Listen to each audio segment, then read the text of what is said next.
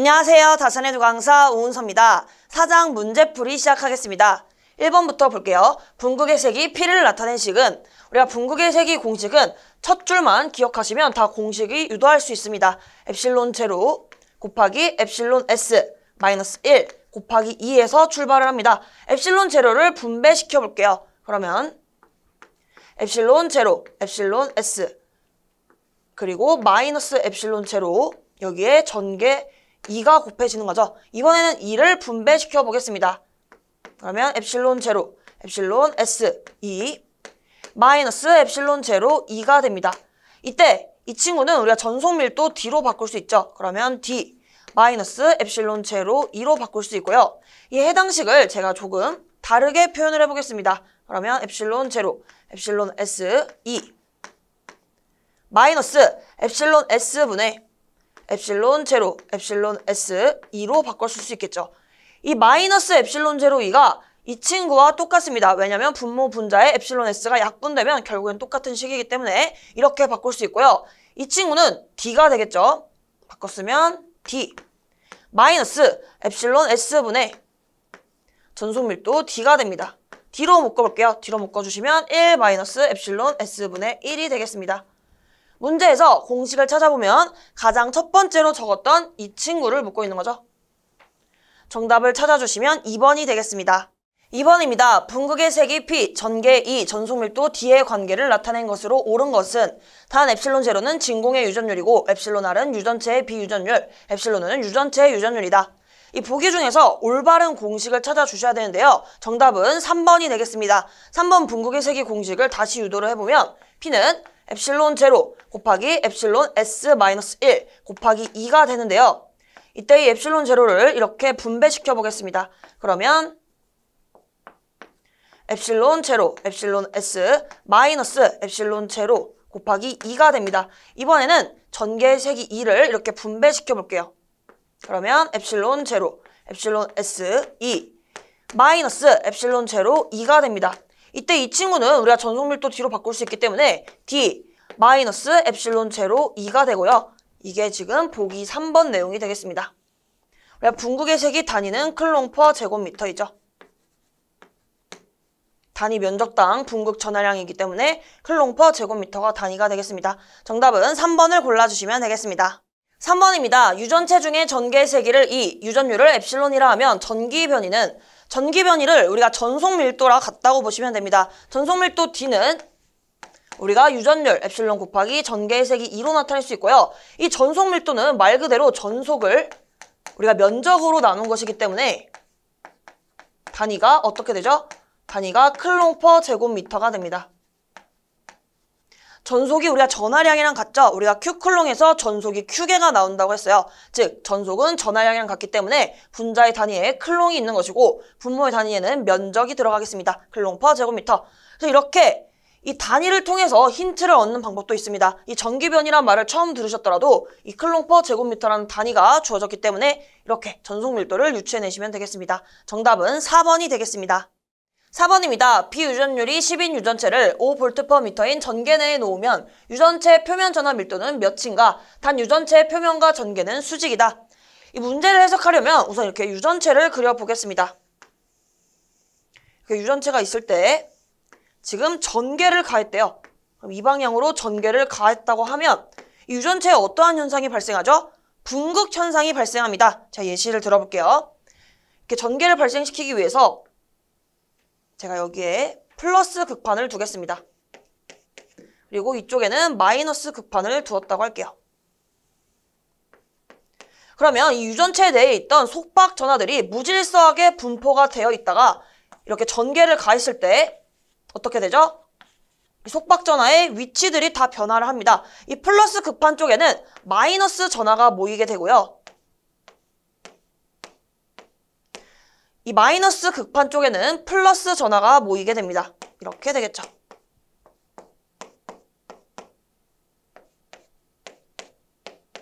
그래서 이 가운데 부분은 제가 상쇄가 된다고 했습니다. 이렇게 가운데 부분은 이렇게 상쇄가 돼서 왼쪽에는 마이너스가 모이고 오른쪽에는 플러스가 모이는 이렇게 분극 현상이 발생하게 되는 것이죠. 그런데 이렇게 분극 현상이 발생했을 때 이 유전체 표면의 전하 밀도를 묻고 있어요. 이게 무엇이죠? 이 유전체 표면의 전하 밀도, 즉 이곳에 모인 전하량을 이곳의 면적으로 나누는 것입니다.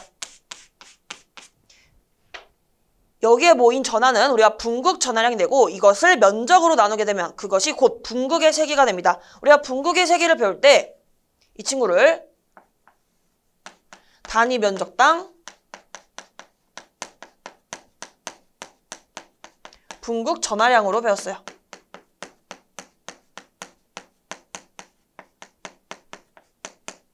즉 이렇게 유전체의 끝부분에 이렇게 모인 분극 전하량을 면적으로 나눴더니 이렇게 분극의 세기가 되더라. 그래서 이 분극의 세기 단위가 클롱/per 제곱미터가 됩니다. 그래서 이 분극의 세기 공식을 작성하게 되면 P는 엡실론 제로 곱하기 엡실론 S 마이너스 1 곱하기 2가 되고요. 지금 문제에서 엡실론 R이 10으로 주어졌습니다. 그럼 이 친구 엡실론 S에 10을 대입해 주시면 되겠습니다. 대입을 하고 전개도 5로 주어졌죠. 다 대입을 할게요.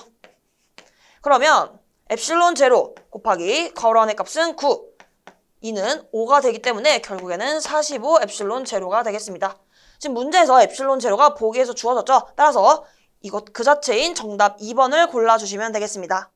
5번입니다. 정전 용량이 20 마이크로페럿인 공기의 평행판 커패시터에 0.1 클롱의 전하량을 충전하였다. 두 평행판 사이에 비유전율이 10인 유전체를 채웠을 때 유전체 표면에 나타나는 분극 전하량은, 우리가 분극 전하량을 어디서 배웠죠? 분극의 세기의 정의를 배울 때 분극의 세기는 우리가 단위 면적당 분극 전하량이라고 배웠습니다. 제가 분극 전하량을 QP라고 표현을 할게요. 그럼 우리가 QP를 계산하기 위해서 양변에 S를 곱해주시면 되겠습니다. 분극의 세기 P에 면적 S를 곱해주시면 우리가 분극 전하량 QP를 계산할 수 있어요. 그럼 이제 분극의 세기 공식을 이용해서 전하량을 구해보도록 할게요. 분극의 세기 P는 엡실론 제로 곱하기 엡실론 S 마이너스 1 곱하기 2로 나타낼 수 있고요. 분배를 하겠습니다. 그러면 엡실론 제로 그리고 엡실론 S 마이너스 엡실론 제로 여기에 2를 곱해주시면 되고 한 번 더 분배를 진행할게요. 그러면 엡실론 제로 엡실론 S 2 마이너스 엡실론 제로 2가 됩니다. 이 친구는요 우리가 전속 밀도 D로 바꿀 수 있죠. 그러면 D 마이너스 엡실론 제로 2라고도 표현할 수 있고 이 친구를 우리가 이렇게도 바꿀 수 있죠. 이 친구를 엡실론 S분의 엡실론 제로 엡실론 S 2라고 표현할 수 있어요. 이때 이 분자에 해당되는 값이 전속 밀도 D이죠. 그래서 우리가 D 마이너스 엡실론 S분의 D라고도 표현할 수 있고요. D로 묶어주시면 우리가 1 마이너스 엡실론 S분의 1로 이렇게 마무리를 할 수 있습니다. 우리가 이 친구를 이용해 주시면 되는데요. 한번 다시 써볼게요. 분극의 세기 P는 우리가 1 마이너스 엡실론 S분의 1 곱하기 D이다. 이곳에 우리가 양변에 S를 곱하게 되면 어떻게 되죠? 여기에도 S를 곱하고 여기도 S를 곱해볼게요. 그러면 분극의 세기의 면적을 곱하시게 되면 분극 전하량 QP를 구할 수 있습니다. 그리고 1 마이너스 엡실론 S분의 1 이때 전속 밀도 뒤에 면적 S를 곱하게 되면 우리가 전하량만 남죠. 우리가 전속 밀도는 우리가 전속을 면적으로 나눈 것입니다. 그런데 전속이 전하량이랑 같은 개념이기 때문에 우리가 전속 밀도에 S를 곱하게 되면 전하량 Q가 되더라. 그러면 여기에는 전하량 Q를 작성해 주시면 되겠습니다. 다시 말씀드리면 전속 밀도 D는 우리가 전속을 면적으로 나눈 것이다. 이때 전속과 전하량을 같다고 둘 수 있기 때문에 우리가 이렇게 Q를 계산할 수 있게 됩니다. 우리가 플러스 Q클롱에서 전속 Q개가 나온다고 가정했듯이 이렇게 전속과 전하량은 같더라. 그래서 이렇게 전하량을 계산할 수 있고요. 우리가 주어진 것들을 다 대입을 해보면 1 마이너스 비유전율이 12로 주어졌습니다. 10분의 1 그리고 전하량은 0.1 곱하기 0.1을 해주시면 돼요. 괄호 안의 값은 10분의 9이죠. 따라서 0.9가 되겠고 0.9 곱하기 0.1은 0.09가 되겠습니다. 단위는 쿨롱이다. 따라서 정답은 3번이 되겠습니다. 6번입니다. 비유전율 엡실론 R이 4인 유전체의 분극률은 진공의 유전율 엡실론 제로의 몇 배인가? 우리가 분극률의 개념을 어디서 배웠냐면 분극의 세기를 배울 때 배웠습니다. 분극의 색이 P는 엡실론 제로 곱하기 엡실론 S 마이너스 1 곱하기 2라고 배웠는데요.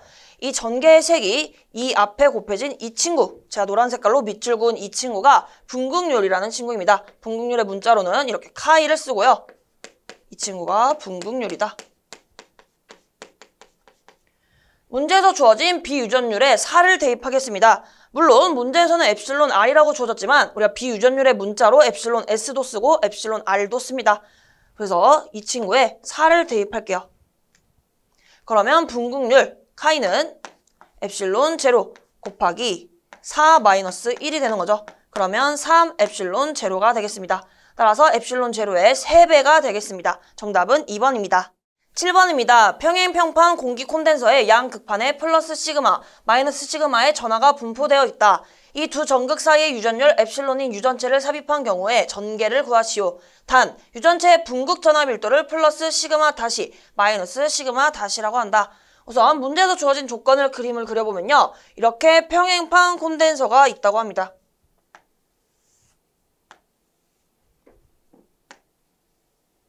이러한 평행판 공기 콘덴서의 양 극판에 플러스 시그마, 이쪽에 플러스 시그마, 이쪽에는 마이너스 시그마를 전하가 분포되어 있고 이 두 전극 사이에 우리가 유전율 엡실론인 유전체를 삽입을 했다고 합니다.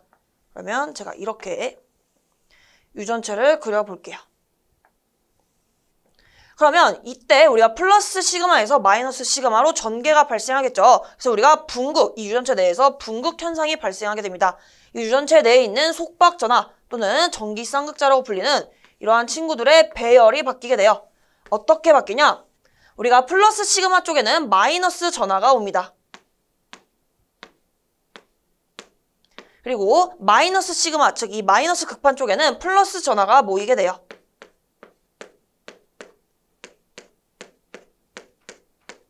이렇게 봤을 때 우리가 이 가운데 부분은 우리가 상쇄가 되죠. 플러스 마이너스가 서로 상쇄가 되기 때문에 이렇게 없다고 보는 겁니다. 그러면 이렇게 유전체가 왼쪽에는 마이너스, 오른쪽에는 플러스로 이렇게 유도가 되죠. 이러한 현상을 분극 현상이라고 하고요. 우리가 여기서 이 분극 전하량이 주어졌습니다. 분극 전하 밀도가 플러스 시그마 다시, 이 친구는 이 부분의 전하량에 대한 밀도가 되는 거죠. 즉 여기에는 플러스 시그마 다시, 그리고 여기에는 마이너스 시그마 다시만큼의 분극 전하 밀도가 있다고 합니다. 즉 분극 전하를 면적으로 나눈 분극 전하 밀도가 이렇게 분포를 하는 거죠. 이렇게 중간에 상쇄된 부분은 우리가 진공 또는 공기 중으로 해석을 합니다. 즉 여기에는 엡실론 제로로 해석을 하더라. 그래서 이 문제에서는요. 이렇게 한 경우에 전개를 묻고 있는데요. 이 친구를 이제 어떻게 등가화를 시키냐면 이렇게 한 세트를 봅니다. 이 친구 이렇게 하나로 합쳐주시고 제가 이렇게 그린 이 빨간 색깔 부분을 하나로 합쳐보겠습니다. 그 과정을 보여드릴게요. 똑같이 평행판 콘덴서를 그려볼게요.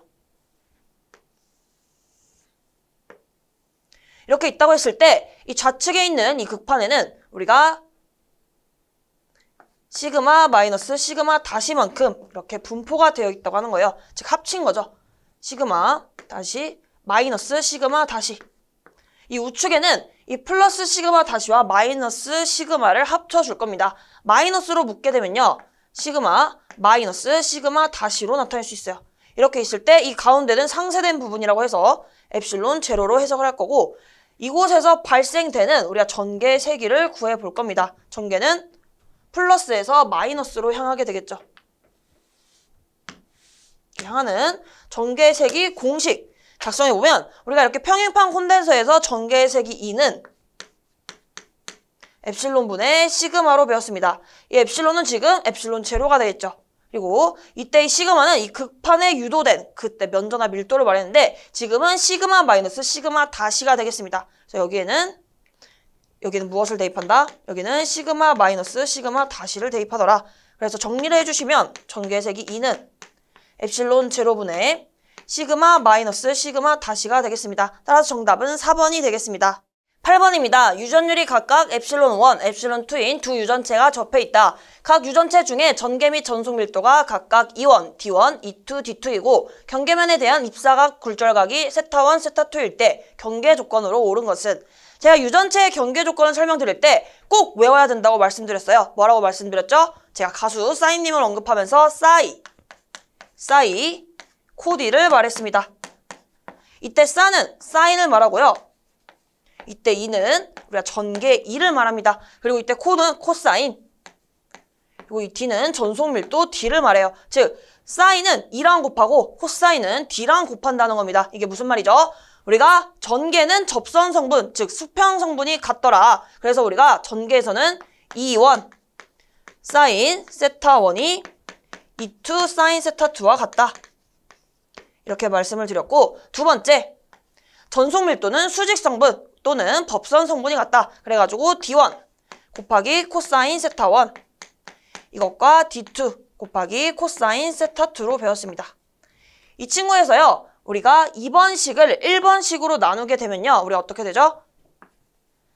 1번과 2번의 식으로 나올 수 있는 식이 우리가 엡실론 1분의 엡실론 2는 식을 정리한 결과가 이렇게 나올 수 있습니다. 탄젠트 세타 1분의 탄젠트 세타 2이다. 이렇게 유전체의 경계 조건을 봤어요. 제가 이 3번을 말씀드릴 때는 이 순서가 중요하다고 했습니다. 이렇게 1, 2라면 여기도 마찬가지로 1, 2 이렇게 순서가 1, 2, 1, 2 이렇게 같게 올라와야 됩니다. 지금 보시면요. 경계 조건으로 옳은 것은 정답을 찾아봤더니 3번이 맞는 내용이 되겠네요. 정답은 3번이 되겠습니다.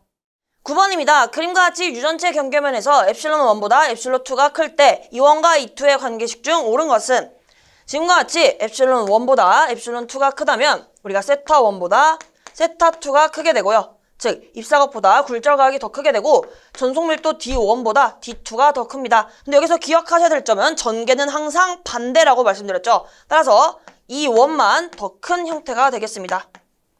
즉 여기서 지금 부등호 방향을 보시면 다 이렇게 2번이 더 크게 되는데 이쪽 전개만 1번이 더 큰 방식으로 결정이 되겠습니다. 따라 정답을 골라주시면 1번이 되겠습니다. 10번입니다. 공기 중에 비유전율 엡실론 R인 유전체를 놓고 유전체와 수직으로 전개 2제로를 가했을 때 유전체 내부 전개 2를 구하시오. 그림을 그려보면요. 엡실론 R의 비유전율을 가지는 유전체 우리가 여기가 공기라고 했을 때 전개를 수직으로 가했다고 합니다. 여기서 우리가 얻을 수 있는 조건이 무엇이죠? 우리가 전개가 수직 입사시 같은 것을 찾아보면 전속 밀도가 같습니다. D1과 D2가 같다. 왜냐하면 우리가 전속 밀도의 수직 성분은 같은데 지금 보시면 수직 성분밖에 존재하지 않죠. 수직 입사기 때문에 수직 성분만 존재하므로 전속 밀도 그 자체가 다 같더라. 이렇게 생각을 해주셔도 되고 우리가 식 자체로도 뽑아낼 수 있습니다. 제가 이 경계 조건을 암기를 할 때 사이 코 D라고 말씀드렸는데요. 코 D, 즉 D1은 우리가 코사인 1을 곱해주시면 돼요. D1 곱하기 코사인 세타 1 그리고 D2 곱하기 코사인 세타 2라는 이러한 경계 조건에서 지금 수직 입사이죠. 따라서 세타 1이 어떻게 되죠? 우리가 전개와 법선과 이루는 각도가 입사각입니다. 여기서 법선을 보시면 경계면의 수직인 선을 우리가 법선이라고 해요. 근데 보시면 법선과 전개가 이루는 각도가 둘 다 지금 0도인 것을 알 수 있죠. 90도가 아니라 법선과 전개가 이루는 각이기 때문에 세타 1, 세타 2가 0도가 되겠습니다. 그래서 여기에 0을 다 대입을 해주시면요. 세타 1에 대입을 하는 거예요. 세타 1에 0도 그리고 세타 2에도 0도를 대입을 합니다. 그러면 코사인 0도는 우리가 1의 값을 가집니다. 따라서 D1과 D2가 같다는 것을 뽑아낼 수 있어요. 이렇게 D1과 D2가 같다는 것을 이용해서 D1을 우리가 엡실론, 즉 유전율과 전개로 표현을 해보겠습니다. 근데 여기서 주의하셔야 될 점은 문제에서 주어진 조건이 있다는 거예요. 우리가 문제에서 여기 공기 쪽에는 전개를 엡실론 제로라고 줬고요. 그리고 유전체 내부 전개는 2라고 표현을 했습니다. 이 문자를 사용해 주셔야 돼요. D1의 경우에는 우리가 그러면 엡실론 제로 곱하기 2 제로라고 표현을 할 수 있습니다. D2는 우리가 엡실론 제로 그리고 비유전율은 엡실론 R 전개는 2라고 주어졌어요. 그래서 여기에 2를 곱합니다. 이게 같다고 주어졌기 때문에 식을 정리해 주시면 엡실론 제로 엡실론 제로 우리가 구하고자 하는 것은 유전체 내부 전개 2이기 때문에 양변을 엡실론 R로 나눠줍니다. 그러면 2는 엡실론 R분의 2 제로가 되겠습니다. 따라서 정답은 2번이 되겠습니다. 11번입니다. 평등 전개 중에 유전체 구에 의한 전속 분포가 그림과 같이 되었을 때 엡실론 1과 엡실론 2의 크기 관계는 지금 전속 분포를 보시면 엡실론 1 쪽에 전속이 모이는 것을 확인할 수 있습니다. 이것을 통해 우리가 엡실론 1과 엡실론 2의 크기가 다음과 같이 됐을 때 세타1이 세타2보다 크고, 그리고 전속밀도 D1이 D2보다 크고, 이때 전개만 반대라고 했습니다. 이때는 E1보다 E2가 크다고 말씀드렸습니다. 여기서 우리가 알 수 있는 것은 전속밀도가 크다는 것은 결국엔 전속이 크다는 거죠. 전속밀도는 전속을 면적으로 나눈 것이 전속밀도입니다. 따라서 D1이 큰 것으로 보아 우리가 유전율이 큰 쪽에 전속이 모인다는 것을 알 수 있겠습니다. 따라서 이렇게 전속이 모이는 이 epsilon1이 지금 epsilon2보다 더 크다는 것을 확인할 수 있겠죠. 정답을 골라주시면 1번이 되겠습니다. 12번입니다. 그림과 같이 극판의 면적이 S제곱미터인 평행판 커패시터에 유전율이 각각 epsilon1이 4, epsilon2가 2인 유전체를 채우고 AB 양단에 V의 전압을 인가했을 때 epsilon1, epsilon2인 유전체 내부의 전개색이 E1과 E2의 관계식을 고르시오. 단 시그마는 면전화 밀도이다. 지금 보시면요. 이 평행판 커패시터 사이에 이렇게 유전체가 채워져 있습니다. 지금 보시면 여기가 플러스, 여기가 마이너스 극판이 되는 거죠. 그러면 전개는 우리가 이렇게 플러스에서 마이너스로 존재하게 되고요. 이는 우리가 유전체의 경계면과 지금 수직으로 입사를 하는 거죠. 즉, 전개 2가 경계면에 수직 입사하는 경우입니다. 우리가 이때 얻어낼 수 있는 성질은 전속밀도 D1과 D2가 같다는 것인데요. 왜 같은가? 우리가 경계 조건을 보시면 전속밀도의 수직 성분이 같다고 말씀드렸습니다. 그런데 지금 전개 또는 전속밀도가 수직으로 입사하기 때문에 수직 성분밖에 존재하지 않아요. 따라서 전속밀도 D1과 D2가 같더라. 이렇게 이해를 하실 수 있고 우리가 경계 조건의 식으로도 접근할 수 있습니다. 제가 사이 코디라고 해서 D는 제가 코사인과 곱해 주시라고 했습니다. D1 곱하기 코사인 세타1은 D2 곱하기 코사인 세타2로 나타낼 수 있어요. 이 식이 의미하는 바가 전속밀도의 수직 성분이 같다는 것이죠. 이때 세타1과 세타2의 각을 찾아주시면 경계면과 법선이 이루는 각입니다. 법선은 이 경계면과 수직인 선을 우리가 법선이라고 해요. 이 법선과 E 또는 D가 이루는 각을 봤더니 지금 0도이죠. 그래서 우리가 세타1과 세타2가 0도인 것을 알 수 있고요.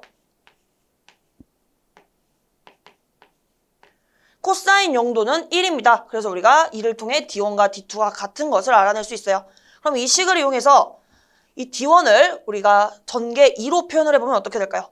유전율 epsilon1 곱하기 E1으로 나타낼 수 있고요. D2는 epsilon2 곱하기 E2로 나타낼 수 있어요. 이제 epsilon1과 epsilon2에 주어진 조건을 대입해 보겠습니다. 그러면 4E1은 2E2가 되고 2로 약분해 볼게요. 2로 약분하게 되면 2E1은 E2가 되겠습니다. 보기에 찾아주시면 3번에 2 곱하기 2원은 2투이다. 이게 있죠. 따라서 정답은 3번이 되겠습니다. 13번입니다. x가 0보다 큰 영역에 epsilon1이 3인 유전체, x가 0보다 작은 영역에 epsilon2가 5인 유전체가 있다. 유전율 epsilon2인 영역에서 전개 E2가 다음과 같을 때 유전율 epsilon1인 영역에서의 전개 E1을 구하시오. 우선 이를 그림으로 먼저 그려보도록 하겠습니다. x축 그리고 y축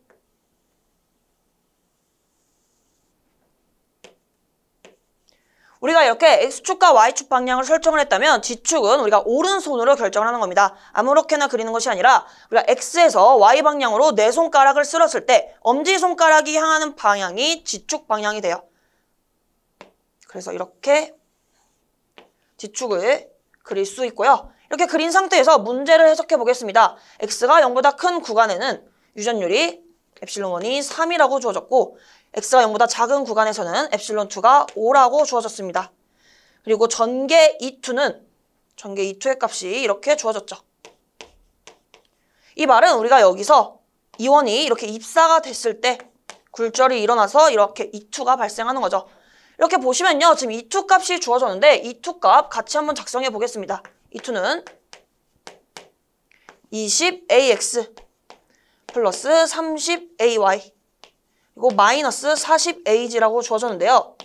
이걸 이제 어떻게 이용을 해야 되냐? 우리가 경계 조건에서 이러한 것을 배웠습니다. 전개는 수평 성분이 일정하다. 즉 수평 성분이 같다고 배웠어요. 그리고 전속 밀도는요. 우리가 수직 성분이 같다고 배웠습니다.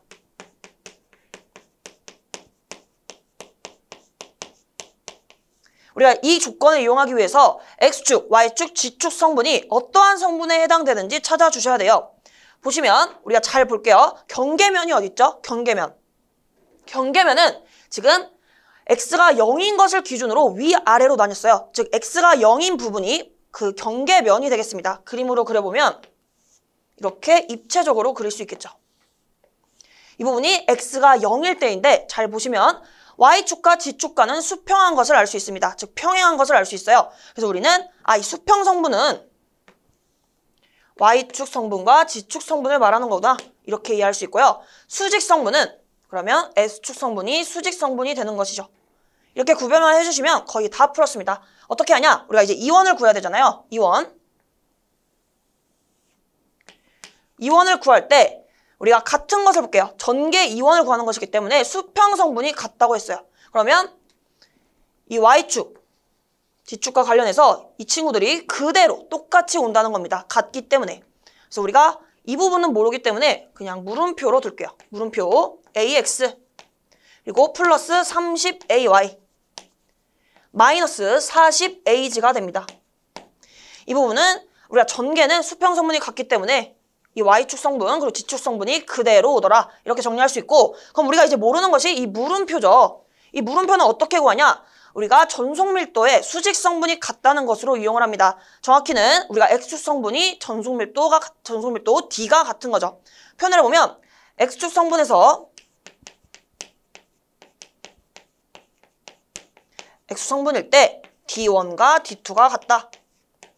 이를 전개 2로 표현해 보겠습니다. 그러면 epsilon 1 곱하기 E1은 epsilon 2 곱하기 E2로 나타낼 수 있는 거죠.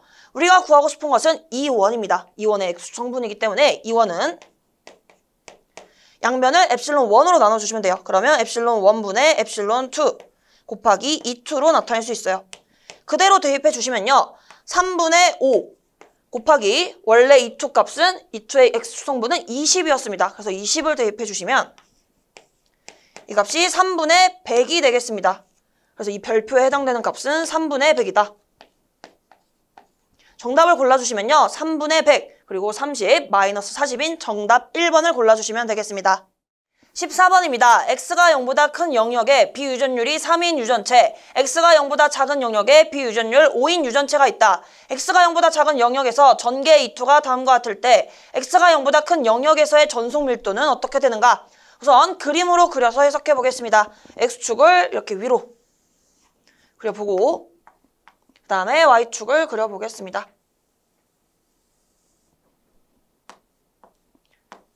자, 이렇게 화살표로 한 부분은 이렇게 X축의 양의 방향이라는 것이고요. 역시 이렇게 Y축의 양의 방향이더라. 이렇게 봐주시면 되고 이때 Z축을 결정할 때는 오른손을 사용합니다. Z축은 우리가 내 손가락을 X축에서 Y축으로 쓸어주시면 이 엄지손가락이 가리키는 방향이 Z축이 됩니다. 그림으로 그려보면 이렇게 칠판을 뚫고 나오는 방향이 되는 거죠. 그래서 이렇게 그릴 수 있습니다. 이렇게 봐주시고 지금 X가 0을 기준으로 위아래로 서로 다른 유전체가 있죠. X축이 0일 때 제가 이렇게 그림을 그려볼게요. 이 면을 기준으로 위쪽에는 지금 비유전율이 3이라고 주어졌어요. epsilon R1이 3이다. 그리고 이 아래쪽에는 epsilon R2가 5라고 주어졌습니다. 문제를 해석해보면 지금 전개가 이렇게 입사를 했다면 전개 E1이 입사를 했다면 우리가 굴절이 일어나서 이런 식으로 D2가 생기는 거죠. 전속 밀도도 마찬가지입니다. 여기가 D1이 존재하면 여기에 D2가 있는 거예요. 문제에서 묻고 있는 것은 우리가 X가 0보다 큰 영역에서의 전속 밀도, 즉 이쪽에 있는 D1을 계산하는 문제가 되겠습니다. 이 D1을 이제 어떻게 구할 것인지 한번 보도록 할게요. 우선 우리가 이때까지는 우리가 계속 이렇게 입체적으로 생각을 하지 않았어요. 그림으로 이렇게 그렸는데요. 이렇게 epsilon 1, epsilon 2가 있을 때 전개 2가 E1이 이렇게 들어왔다면 이런 식으로 우리가 그림을 그렸었죠. 이 친구를 우리가 3D로 그리면 이렇게 되는 거예요. 이렇게 되시면 조금 이해하기가 쉬우실 겁니다. 그럼 이제 한번 정리를 해볼게요. 우리가 경계 조건을 한번 복습을 해보면 경계 조건에서 전개 2는 수평 성분이 같다고 했습니다. 수평 또는 접선 성분이 같다. 여기는 생략할게요. 같다. 그리고 전속밀도 D도 봤죠. 전속밀도 D는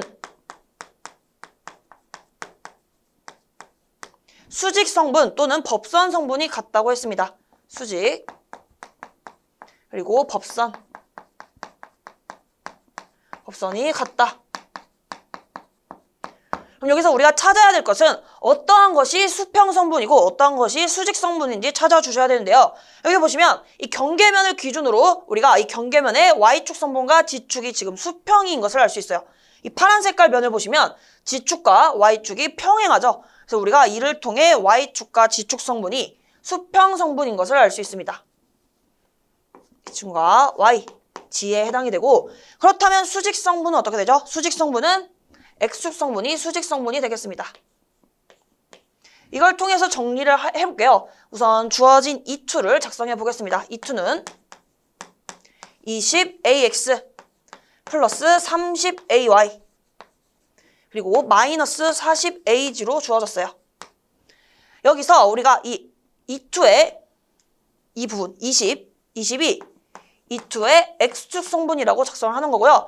이 30이 E2의 Y축 성분이다. 그리고 마이너스 40이 E2의 Z축 성분이다. 이렇게 표현을 할 수 있고요. 전개는 우리가 Y와 G축 성분이 같다고 했습니다. 그 말은 E2Y와 E2G가 E1Y, E1Z와 같다는 거죠. 그래서 우리가 E1을 작성해보면 E1은 여기는 몰라요. 모르고 AX 더하기 여기가 이 친구와 똑같기 때문에 30AY 이렇게 작성할 수 있어요. 그리고 마이너스 40AG이다.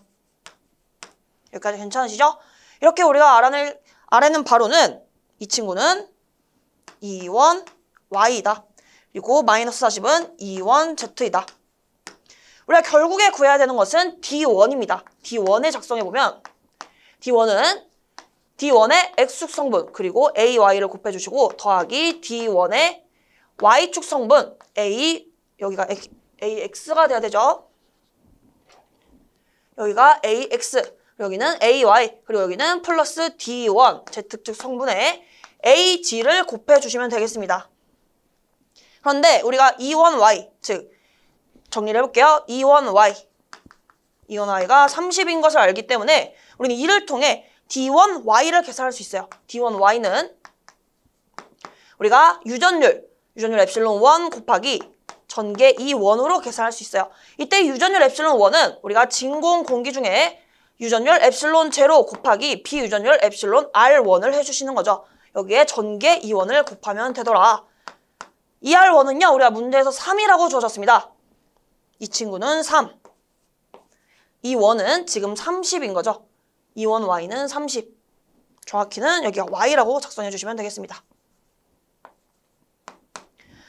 그러면 계산해 주시면 어떻게 되죠? 지금 3 곱하기 30이기 때문에 90 엡실론 제로가 되는 거예요. 이런 식으로 계산해 주시면 되겠습니다.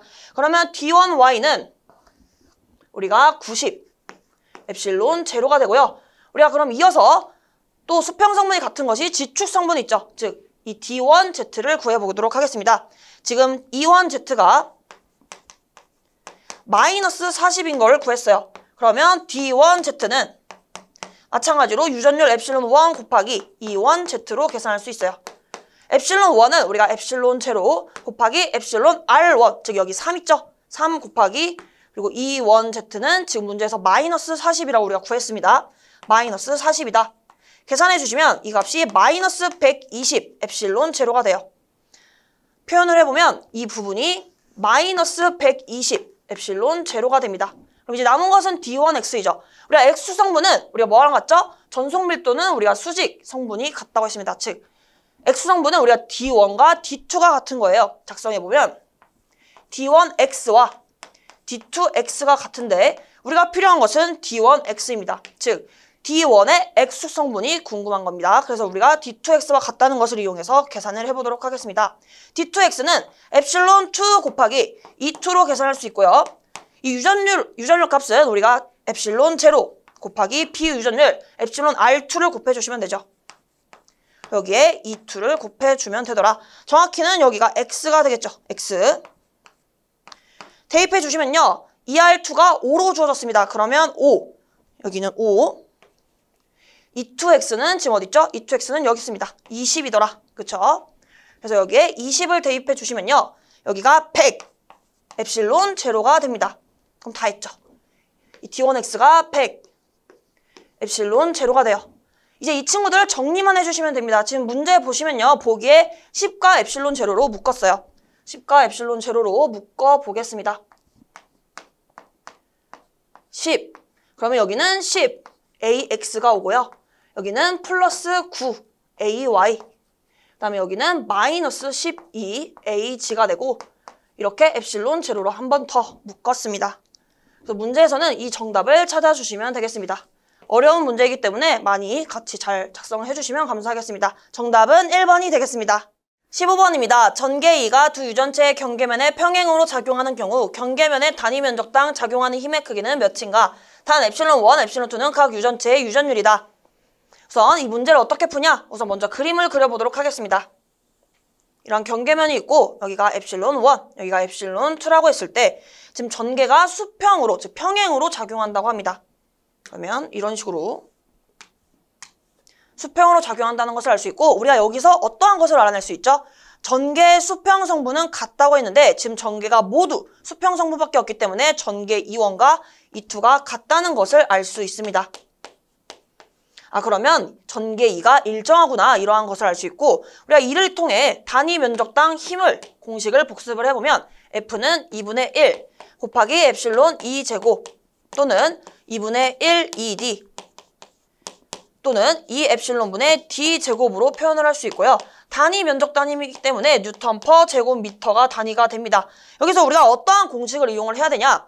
다른 것들이 다 일정할 때, 즉 이 첫 번째 공식을 이용합니다. 왜 이 친구를 이용하게 되냐면 2분의 1도 상수이고 이 또한 이제 일정하기 때문에 상수 취급을 할 수 있어요. 즉 우리는 이 단위 면적당 힘이 유전율과 비례하는 이 공식을 이용하는 것이 공식을 가장 깔끔하게 쉽게 표현할 수 있습니다. 그래서 우리가 이 힘을 구하게 되면 유전체 사이에 작용하는 힘은요. 우리가 힘 F1과 F2의 차이만큼 발생하게 됩니다.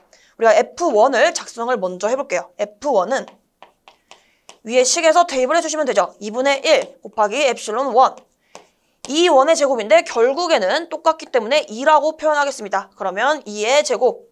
그리고 F2를 보시면요. F2는 2분의 1 엡실론 2, 2의 제곱이다. 이렇게 표현할 수 있죠. 그럼 여기서 큰 것에서 작은 것을 빼주시면 되는데 어떠한 것이 큰 것이냐? 보시면 2분의 1 상수, 2도 일정하기 때문에 F는 엡실론에 비례하더라. 즉 유전율이 큰 친구가 힘도 큰 거예요. 여기서 문제에서는 엡실론 1과 엡실론 2의 크기가 주어지진 않았는데 일반적으로 엡실론 1이 엡실론 2가 크다고 이러한 가정하에 제가 문제를 풀어보도록 하겠습니다. 엡실론 1이 크다면 F1이 큰 거죠. 그래서 우리가 힘을 구할 때는 F1에서 F2를 빼주시면 됩니다. 그러면 여기서 여기를 빼주시면 2분의 1 엡실론 1 2제곱 마이너스 2분의 1 엡실론 2 2제곱으로 나타낼 수 있고요. 2분의 1과 2의 제곱으로 묶어보겠습니다. 그러면 2분의 1 엡실론 1 마이너스 엡실론 2 2제곱은 여기 후단에다가 작성을 해보도록 할게요. 지금 문제에서는 2제곱을 앞에다가 적었네요. 그럼 저도 똑같이 작성해 보도록 하겠습니다. 2분의 1 2제곱 엡실론 1 마이너스 엡실론 2이다. 물론 문제에서 이러한 조건이 주어지지 않았지만 이 조건이 주어지지 않았다고 하더라도 이와 비슷한 엡실론 2 마이너스 엡실론 1의 꼴에 정답이 없죠. 따라서 정답은 3번을 골라주시면 되겠습니다. 16번입니다. 유전율의 엡실론 1, 엡실론 2인 유전체 경계면에 수직으로 전개가 작용할 때 단위 면적당 수직으로 작용하는 힘은 단 E는 전개이고 D는 전속 밀도이다.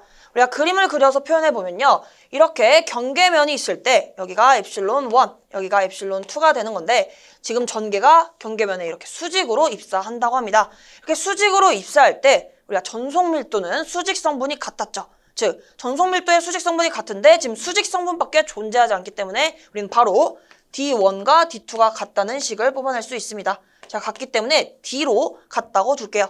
그럼 이를 통해서 우리가 단위 면적당 작용하는 힘 F를 작성하게 되면요.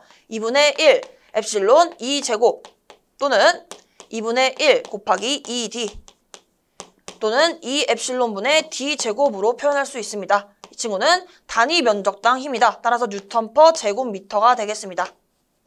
그래서 우리가 어떠한 공식을 이용하게 되냐면 지금 D가 일정하기 때문에 이 해당 공식으로 우리가 이 유전체 사이에 작용하는 힘을 표현하기가 쉽습니다. 따라서 이 친구를 이용을 해볼게요. 우선 유전체 사이에 작용하는 힘은요. 여기에 F1, 여기에 F2가 존재했을 때 이 둘의 차이만큼 이 유전체 사이에 힘이 발생하게 되는데요. 우선 제가 F1을 작성해 보도록 하겠습니다. F1은 여기에 이 엡실론 1분의 D1의 제곱인데 D의 제곱이라고 쓸 수 있죠. D의 제곱이다. 그리고 F2는요. 이 엡실론 2분의 D2 제곱인데 우리가 D의 제곱이라고 쓸 수 있습니다. 그럼 이제 어떤 것이 큰지 봤더니 우리가 작용하는 힘을 구할 때는 양수값을 구하기 때문에 큰 것에서 작은 것을 뺍니다. 봐주시면요. 이 해당 공식에서 우리가 예를 들어 엡실론 1이 엡실론 2보다 크다는 가정하에 보도록 하겠습니다. 그러면 엡실론 1의 역수, 즉 엡실론 1분의 1 그리고 엡실론 2분의 1을 비교하게 되면 우리가 역수를 취했을 때는 이렇게 작은 것이 더 크게 되는 현상이 발생하게 되죠. 예를 들면 제가 10이 2보다 크다고 하겠습니다. 근데 이러한 두 친구들을 제가 역수를 취하게 되면 어떻게 되죠? 10을 역수 취하면 10분의 1, 2를 역수 취하면 2분의 1이 됩니다. 이때는 여기가 0.1, 여기가 0.5가 되므로 역수를 취했을 때 이 작았던 친구가 더 크게 되는 현상이 발생합니다. 즉 결론은 엡실론 2분의 1이 크더라. 이러한 조건하에 이 친구가 크기 때문에 우리는 F2에서 F1을 빼주시면 우리가 작용하는 힘을 구할 수 있겠습니다. F는 F2 F1이다. 작성하게 되면요. 2분의 1로 묶겠습니다. 2분의 1 엡실론 여기가 분모로 들어갑니다. 엡실론 2분의 1 마이너스 엡실론 1분의 1 그리고 D제곱으로 묶을게요. 그래서 정답을 골라주시면 4번에 똑같은 정답이 있겠습니다. 정답은 4번이 되겠습니다. 17번입니다. 정정용량 C인 평행판 공기 콘덴서에 전극 간격의 2분의 1 두께인 유리판을 전극에 평행하게 넣으면 이때의 정정용량은 몇 페럿인가? 단 유리의 비유전율은 엡실론 S라 한다. 그림을 그려보면요. 우선 삽입하기 전에는 평행판 공기 콘덴서라고 했습니다. 즉 이렇게 평행판 공기 콘덴서가 있을 때 이 면적을 S, 이 간격을 D미터라고 하겠습니다. 그리고 제가 여기에 유전율은 우리가 진공 공기 중이기 때문에 엡실론 제로라고 할 수 있겠죠. 이때 문제에서 지금 정정용량 C라고 문자를 주었기 때문에 이 C를 정리하고 하겠습니다. C는 우리가 엡실론 제로 곱하기 D분의 S로 작성할 수 있습니다. 이 C가 지금 문제에서 주어졌기 때문에 우리가 표현을 해두어야 됩니다. 이렇게 C에 대해서 정리를 하고 이곳에 우리가 간격의 2분의 1 두께인 유리판을 삽입을 했다고 합니다. 그림을 그려보면 이런 식으로 엡실론 S의 비유전율을 가지는 이 유리판을 삽입을 한 거죠. 그렇게 되면요. 우리가 간격이 바뀌게 돼요. 간격은 2분의 1 두께로 넣었다고 했기 때문에 이 파란 색깔 친구가 2분의 1D. 그러면 이 남은 친구도 당연히 2분의 D가 됩니다. 즉 절반이 되고요. 면적은 둘 다 똑같죠? 그래서 제가 이렇게 복합 유전체에서 이러한 식으로 삽입이 되면 이렇게 그림으로 이해를 해주시면 된다고 했습니다. 이 친구를 이렇게 늘려볼게요. 그러면 이곳의 정정용량을 제가 C1, 이곳의 정정용량을 C2라고 했을 때 C1과 C2가 직렬 연결된 형태입니다. 등가 회로를 그려보면 이렇게 C1 그리고 이렇게 C2가 되는 것이죠. 문제에서는 이 C1과 C2의 합성 정정용량을 묻고 있는 겁니다. 그래서 우리가 CT를 계산을 하게 되면 우리가 저항과 반대로 계산을 합니다. 직렬이기 때문에 저항의 병렬처럼 계산해 주시면 되는데요. 그러면 합분의 곱을 해주시면 되겠죠. C1 더하기 C2분의 C1 곱하기 C2가 되겠습니다. 그럼 우리가 이 주어진 조건을 가지고 C1과 C2를 계산을 해보도록 할게요. C1은 우리가 여기 공기 중에 있는 친구입니다. 공기 중에 있는 친구. 그러면 엡실론 제로 곱하기 두께는 절반이 됐죠. 그래서 2분의 D 분의 면적은 S가 되겠습니다. 분모 분자에 동시에 우리가 2를 곱해 볼게요. 여기도 2, 여기도 2를 곱하게 되면요. 이렇게 약분이 돼서 우리가 이 친구, 이 2를 앞으로 뽑아내겠습니다. 그러면 2 곱하기 엡실론 제로 그리고 D분의 S라고 표현할 수 있고요. 우리가 여기서 주의하셔야 될 점은 엡실론 제로 곱하기 D분의 S가 우리가 초반에 구했던 공기 콘덴서의 정정 용량 C 값이 됩니다. 즉 이 친구가 C에 해당되더라. 그래서 C1은 우리가 2 곱하기 C라고 정리할 수 있는 거죠. 정리하고 넘어갈게요. C1은 2C이다. 그럼 이제 C2를 계산해 보도록 하겠습니다. C2는 우선 유전율은 엡실론 제로 곱하기 비유전율이 엡실론 S입니다. 그래서 엡실론 S. 역시 두께가 절반으로 됐기 때문에 2분의 D를 대입해 주시면 되고 면적은 S가 되겠습니다. 분모 분자에 동시에 2를 곱할게요. 이를 곱하게 되면 이렇게 약분이 되고 제가 편의상 이 앞 친구 2랑 이 엡실론을 앞으로 뽑아내겠습니다. 그러면 2 엡실론 S 곱하기 엡실론 제로 D분의 S로 정리할 수 있고요. 여기서도 마찬가지로 이 친구가 우리의 정정 용량 C에 해당되는 값입니다. 그래서 우리가 C2를 이렇게 정리할 수 있더라. 2 엡실론 S 곱하기 C로 정리할 수 있습니다. 정리하게 되면 C2는 2 엡실론 S C이다. 그러면 이제 정정 용량 구할 수 있겠죠. 합성 정정 용량 C2는 C1 더하기 C2, 즉 2C 더하기 2 엡실론 SC 분의 2C 곱하기 2 엡실론 SC로 계산할 수 있겠습니다. 이 아래 친구는요, 우리가 2C로 묶어볼게요. 2C로 묶게 되면 1 플러스 엡실론 S로 표현할 수 있고요. 분자는 4, 그리고 엡실론 S, 그리고 C의 제곱으로 나타낼 수 있겠습니다. 정리해주시면 이렇게 약분돼서 2가 남고 C 약분돼서 이렇게 C가 남는 것이죠. C가 2번 곱해져 있었는데 한 친구가 약분돼서 C가 하나가 남은 것입니다. 정리해주시면 1 플러스 엡실론 S분의 2 그리고 엡실론 S 곱하기 C가 되겠습니다. 정답을 찾아주시면 정답은 1번이 되겠습니다. 18번입니다. 평행 극판 사이 간격이 D미터이고 정정 용량이 0.3 마이크로페럿인 공기 커패시터가 있다.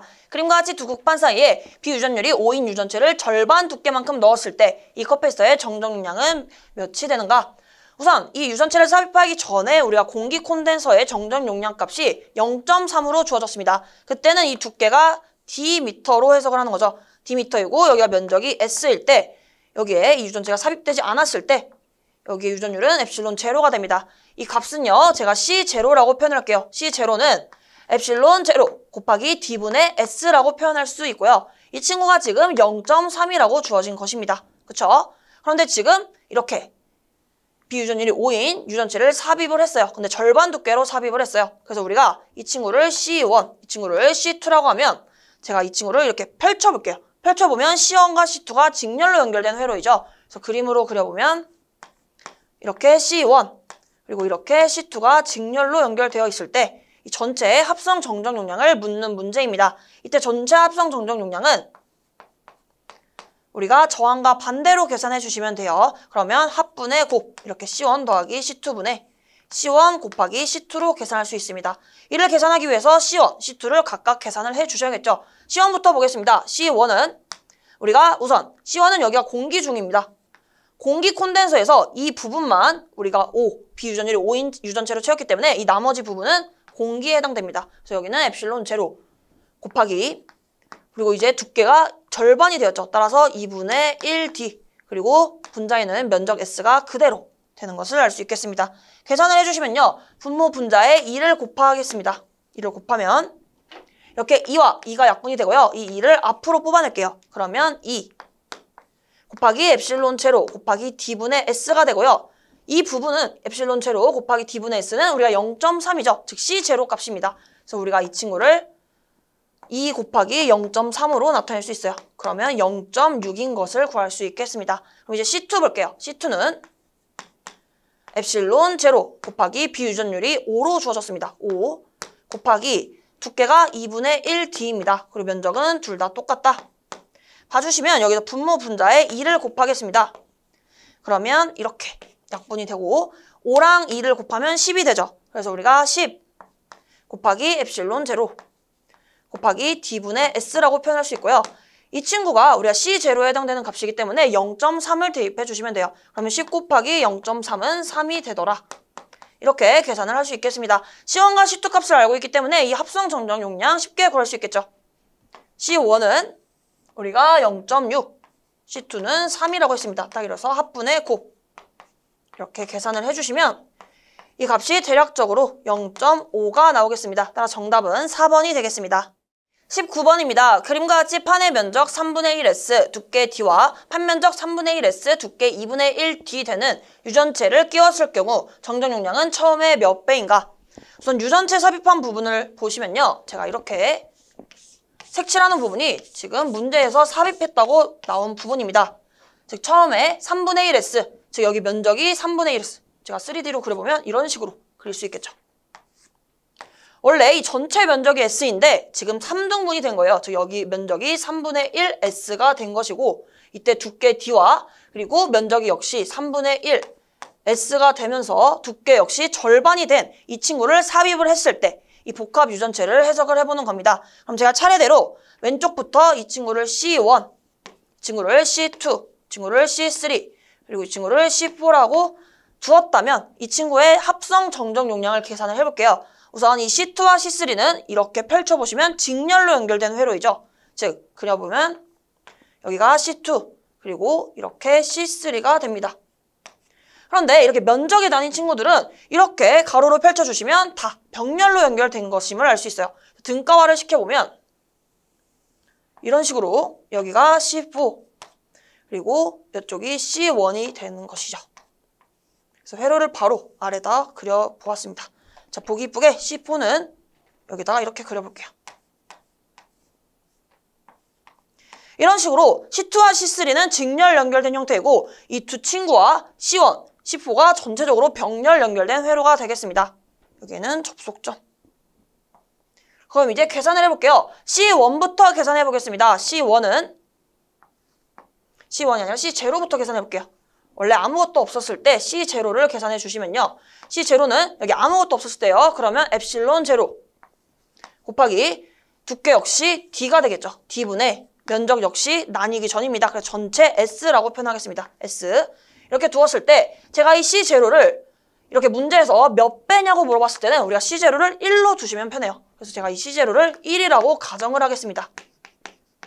그럼 이거 가지고 C1부터 시작을 해볼게요. C1은 우선 유전율이 지금 비유전율이 3으로 주어졌습니다. 그럼 여기는 3 엡실론 제로 이렇게 표현할 수 있겠죠? 엡실론 제로 곱하기 엡실론 S 이렇게 하실 수 있고 간격은 지금 안 변했죠? 간격은 D가 되겠고요. 면적은 3분의 1이 됐습니다. 즉 이렇게 표현할 수 있어요. 정리해 주시면 숫자만 계산해 볼게요. 3 곱하기 3분의 1이죠. 그 뒤에 친구들은 엡실론 제로 곱하기 D분의 S입니다. 이 친구들은 이렇게 약분이 되기 때문에 결국에는 우리가 이 친구가 뭐죠? C0입니다. C0와 같게 나오는 것을 알 수 있어요. 그러면 우리가 C0를 1이라고 가정했기 때문에 C1 역시 1이 나오는 것을 알 수 있겠습니다. 그럼 이제 C2 해볼게요. C2는 지금 절반 두께를 가지고요. 면적도 3분의 1이 됐습니다. 그리고 여기는 공기이기 때문에 엡실론 제로가 되겠습니다. 계산해 주시면 엡실론 제로 곱하기 두께는 절반 2분의 1 D가 되고요. 면적은 3분의 1 S가 되겠습니다. 이것도 역시 숫자만 먼저 앞으로 뽑아서 계산을 해볼게요. 이 친구는 이 분모에 2분의 1이 있고 분자에 3분의 1이 들어간 번분수 형태입니다. 그리고 나머지를 작성해보면 엡실론 제로 곱하기 D분의 S라고 표현할 수 있어요. 우리가 이 친구는 결국에 1이라고 가정했기 때문에 우리가 이 친구만 계산을 해주시면 되는데 이러한 번분수 계산은 우리가 이렇게 안쪽끼리 곱한 것을 분모로 가져가 주시면 됩니다. 즉 이렇게 3 곱하기 1을 분모에 가져가 주시면 되고 그러면 이렇게 바깥쪽끼리 곱한 것은 분자에 작성해 주시면 돼요. 1 곱하기 2. 그럼 결국엔 3분의 2라는 친구가 나오겠죠. 우리가 이 친구는 1이라고 가정을 했기 때문에 결국에는 3분의 2가 되겠습니다. 그럼 이제 C3 보겠습니다. C3.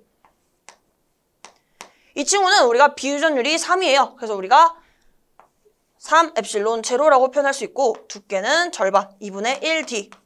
그리고 면적은 3분의 1S가 되는 것이죠. 이것도 역시 복잡하기 때문에 숫자만 계산을 먼저 해보겠습니다. 그러면 3 곱하기 여기도 번분수이죠. 여기가 2분의 1 분의 3분의 1이라고 표현이 되었어요. 그 뒤에는 엡실론 제로 곱하기 D분의 S이다. 우리가 이 친구는 우리가 1이라고 가정을 했기 때문에 계산을 할 필요가 없고 여기도 보겠습니다. 여기는 이렇게 안쪽끼리 곱한 게 분모로 가더라. 계산해 주시면 여기가 3 곱하기 1 분의 남은 것은 이 바깥쪽끼리 곱해주시면 돼요. 1 곱하기 2이다. 그러면 여기가 이렇게 되겠죠. 남은 것은 3 마저 곱해주시면 여기서 3과 3이 약분이 되겠죠. 그럼 결국에는 2가 되겠습니다. C3를 계산을 했고 이제 마지막으로 C4 계산해 보겠습니다. C4는 우선 여기가 공기입니다. 공기이기 때문에 엡실론 제로. 그러면 엡실론 제로 곱하기 두께는 변함이 없죠. 두께는 D입니다. 그래서 D분의 면적만 3분의 1 S를 해주시면 되겠습니다. 3분의 1 앞으로 뽑아주시면 3분의 1 곱하기 엡실론 제로 곱하기 D분의 S라고 할 수 있고 이 친구를 우리가 1이라고 가정했기 때문에 C4는 3분의 1이 되겠습니다.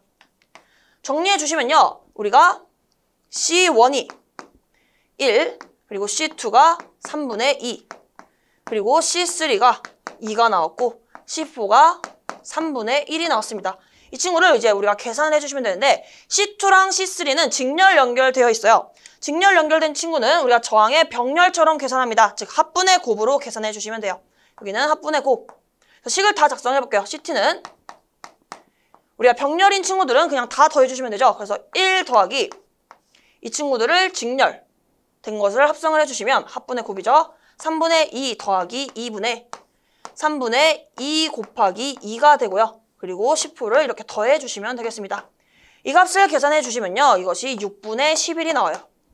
그럼 이게 결론이 무엇이냐? 우리가 C0가 1일 때 전체 합성 정적 용량이 6분의 11이 나왔습니다. 그럼 C0에 비해서 몇 배가 된 것이죠? 6분의 11배가 된 것을 알 수 있겠습니다. 따라서 정답은 3번을 골라주시면 되겠습니다. 20번입니다. 공기 중 무한평면 도체의 표면으로부터 2m 떨어진 곳에 사클롱의 점전화가 있다. 이 점전화가 받는 힘은 몇 뉴턴인가? 이 문제는 전기 영상법을 묻는 문제입니다. 무한평면 도체와 점전화 사이에 작용하는 힘을 묻고 있는데요. 이렇게 여기 점전화 플러스 사클롱이 있다고 했을 때 우리가 이 똑같은 거리만큼, 지금 여기가 2m라고 주어졌죠? 이 친구를 거울이라고 보고 반대편 똑같은 2m 떨어진 이곳에 영상전화 마이너스 사클롱이 있다고 가정을 하는 겁니다. 이때 이 두 점전화 사이에 작용하는 힘을 구해주시면 되는데요. 점전화 사이에 작용하는 힘, 클롱의 법칙을 이용해 주시면 되겠습니다. F는 4파이, 우리가 공기 중이라고 했기 때문에 엡실론 제로를 써주시면 되고요. R제곱분의 Q1, Q2를 해주시면 돼요. 계산을 해보도록 하겠습니다. 그러면 4파이 엡실론 제로. 이 R은 떨어진 거리를 의미하는데 지금 얼마나 떨어져 있죠? 여기도 2m, 여기도 2m입니다. 그러면 이 두 점전화 사이에 떨어진 거리는 총 4m가 되는 것을 알 수 있습니다. 따라서 R 자리에 4를 대입하겠습니다. 그러면 4의 제곱. 그리고 지금 힘, 크기만 구하고 있기 때문에 이 Q1과 Q2의 크기만 곱하도록 하겠습니다. 그러면 4 곱하기 4 해주시면요. 이 계산이 어떻게 되죠? 여기 4제곱이 있기 때문에 이렇게 다 약분이 됩니다. 남는 것을 작성해 주시면 4파이 엡실론 제로분의 1이 되겠습니다. 단위는 뉴턴이다. 정답은 2번이 되겠습니다. 21번입니다. 무한평면 도체로부터 거리 A인 곳에 점전화 Q가 있을 때 도체 표면에 유도되는 최대 전하 밀도는 몇 클롱 퍼 제곱미터인가? 지금 최대 표면 전하 밀도를 묻는 문제가 되겠습니다. 우리가 우선 무한 도체 평면이 이렇게 있다고 했을 때 이곳에 A미터 떨어진 이곳에 플러스 Q 클롱이 있다면 우리가 이 무한평면 도체에는 반대 극성, 즉 마이너스 전하가 유도가 되겠죠. 어떻게 유도되는지 봤더니 거리가 가장 가까운 곳에 가장 크게 분포되고 거리가 멀어질수록 적게 분포하는 것을 알 수 있었습니다. 그래서 이러한 그래프를 그리게 됐고요. 이때 최대 표면 전하 밀도 공식 암기하기로 했습니다. 시그마 맥스는 마이너스 2파이 A제곱분의 Q이다. 면 전하 밀도이기 때문에 클롱 퍼 제곱미터가 되는 것이죠. 단위는 이렇게 되겠고 이 마이너스가 의미하는 바는 우리가 플러스 Q 클롱에 의해서 유도되는 전하가 마이너스이기 때문에 마이너스가 붙습니다. 근데 다른 보기를 보시면 다 마이너스가 없죠. 3번이 제대로 2파이 A 제곱분의 Q이면서 마이너스가 붙은 것을 확인할 수 있겠습니다. 정답은 3번이 되겠습니다. 22번입니다. 평면 도체 표면에서 D미터 거리에 점전화 Q 클롱이 있을 때 이 전하를 무한 원점까지 운반하는데 필요한 일은 우선 이를 구하기 앞서 먼저 힘부터 계산을 해보겠습니다. 무한 평면 도체와 플러스 Q클롱 사이에 작용하는 힘은 우리가 전기 영상법으로 계산할 수 있는데요. 플러스 Q클롱에 의해서 이 친구를 거울로 보게 된다면 우리가 똑같은 거리에 D미터만큼 떨어진 곳에 반대부, 즉 마이너스 Q클롱이 있다고 가정을 하고 이 플러스 Q클롱과 마이너스 Q클롱 사이에 작용하는 힘을 계산해 주시면 되겠습니다. 이 두 점전화 사이에 작용하는 힘이기 때문에 클롱의 법칙을 이용해 주시면 되겠죠. 클롱의 힘 공식을 작성해 주시면 F는 4파이, 지금 엡실론 제로라고 해석하겠습니다. 별다른 조건이 없기 때문에 엡실론 제로라고 하고 R제곱분의 Q1 곱하기 Q2로 나타낼 수 있어요. 이때 R은요, 이 두 점전화가 떨어진 거리를 의미하게 돼요. 그래서 여기 보시면 D와 D를 더해서 두 점전화가 떨어진 거리는 2D가 되는 것을 알 수 있겠습니다. 따라서 R 자리에 2D를 대입해 주시면 돼요. 대입을 해보면 4파이 엡실론 제로, 그리고 여기에 2D의 제곱. Q1과 Q2에 Q클롱과 마이너스 Q클롱을 곱해주시면 되겠죠. 그러면 마이너스 Q의 제곱이 되겠습니다. 계산해주시면 여기가 4D 제곱이 되므로 여기가 이 계산을 먼저 진행해주시면 4D 제곱입니다. 따라서 이 친구들과 곱해주시면 16 파이 엡실론 제로 D 제곱분의 마이너스 Q 제곱이 됩니다. 이때 이 마이너스가 의미하는 것은 우리가 흡입력이 작용한다는 것이죠.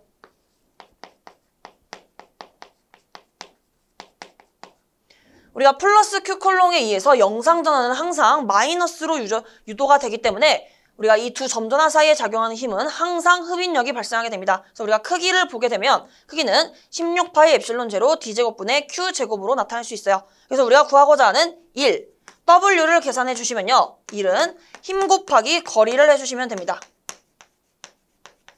따라서 이 해당 공식에서 크기만 보도록 할게요. 16파이 엡실론 제로 D제곱분의 Q제곱에 거리 D를 곱해주시면 되겠습니다. 그러면 D가 이렇게 약분이 돼서 16 파이 엡실론 제로 D분의 Q제곱으로 나타낼 수 있겠습니다. 1이기 때문에 단위는 줄이 되겠죠. 따라서 정답은 3번이 되겠습니다. 23번입니다. 무한평면 도체에서 R미터 떨어진 곳에 로우의 전화 분포를 갖는 직선 도체를 놓았을 때 직선 도체가 받는 힘의 크기는 단 공간의 유전율은 엡실론 제로이다. 무한평면 도체를 이렇게 그려주시고 R미터 떨어진 곳에 플러스 로우로 대전된 선전화가 있다고 합니다. 지금 로우의 단위를 보면 클롱 퍼 미터입니다. 즉 단위 길이당 전하량으로 지금 선전화 밀도가 주어진 것을 알 수 있죠. 그럼 이를 통해 이 무한평면 도체와 이 선전화 사이에 작용하는 힘 F는 마이너스 4파이 엡실론 제로 떨어진 거리 R분의 선전화 밀도의 제곱이었습니다. 이때 단위는요. 우리가 단위 길이당 힘이라고 했어요. 따라서 뉴턴 퍼 미터가 되겠습니다. 이 마이너스는 우리가 흡입력을 나타내는 것이므로 지금 문제에서는 크기를 묻고 있죠. 따라서 이 친구를 답으로 찾아주시면 되겠습니다. 따라서 정답은 4번이 되겠습니다. 24번입니다. 반지름 A인 접지 구도체의 중심에서 D되는 점에 점전화 Q가 있을 때 점전화 Q-의 크기를 구하시오. 우리가 이렇게 접지 구도체가 있을 때 전기 영상법에서 우리가 세 가지만 외우도록 했습니다. 첫 번째, 영상 전하의 크기. 영상 전하의 크기는 마이너스 D분의 A Q클롱이 됐고요. 영상 전하의 위치도 외우기로 했습니다. 위치는 D분의 A 제곱미터만큼 떨어진 곳에 영상 전하가 위치한다고 했고, 세 번째, 우리가 이 둘 사이에 작용하는 힘을 봤더니 흡입력이 작용하더라. 이렇게 세 개만 챙겨가 주시면 되겠습니다. 정답 골라주시면 영상 전하 크기를 묻고 있기 때문에 마이너스 D분의 AQ 정답 4번을 골라주시면 되겠습니다. 25번입니다. 반지름이 A미터인 접지된 구도체와 구도체의 중심에서 거리 D미터 떨어진 곳에 점전하가 존재할 때 점전하에 의한 접지된 구도체에서의 영상전하에 대한 설명으로 틀린 것은 1번 보시면 영상전하는 구도체 내부에 존재한다. 맞는 설명이 되겠죠. 2번 영상전하는 점전하와 구도체 중심을 이은 직선상에 존재한다. 이것도 맞는 설명이 되겠습니다. 3번 영상전하의 전하량과 점전하의 전하량은 크기는 같고 부호는 반대이다. 이 부분이 아니죠. 영상전하의 크기는 제가 Q-라고 하면 마이너스 D분의 A Q쿨롱만큼이 되었습니다. 따라서 크기가 같다가 틀린 내용이 되겠습니다.